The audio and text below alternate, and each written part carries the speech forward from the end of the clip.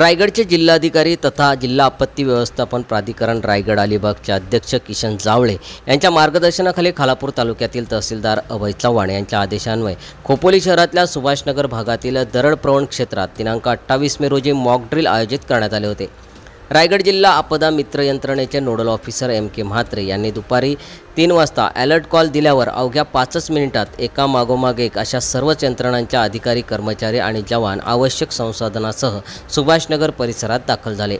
एकीकडे मुसळधार पाऊस आणि सोसाट्याचा वारा सुरू असताना अचानक दाखल झालेल्या सर्व यंत्रणांना पाहून देखील नागरिक हवालदिल झाले होते। त्यावेळी आपत्कालीन यंत्रणांच्या सज्जतेची चाचणी घेण्यासाठी या मॉक ड्रिलचे आयोजन केल्याचे नोडल ऑफिसर MK म्हात्रे यांनी स्पष्ट केले। आपत्कालीन प्रसंगी नागरिकांना सुरक्षेच्या संदर्भात योग्य त्या सूचनाही यावेळी देण्यात आल्या।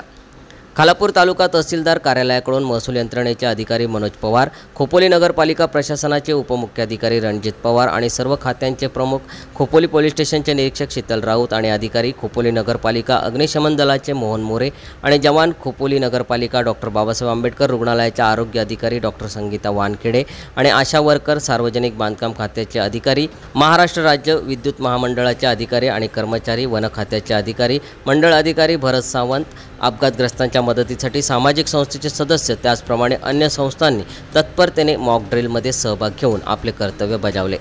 सम्राट मराठी लाईव्हसाठी शिवाजी जाधवसह ब्युरो रिपोर्ट, खोपोली।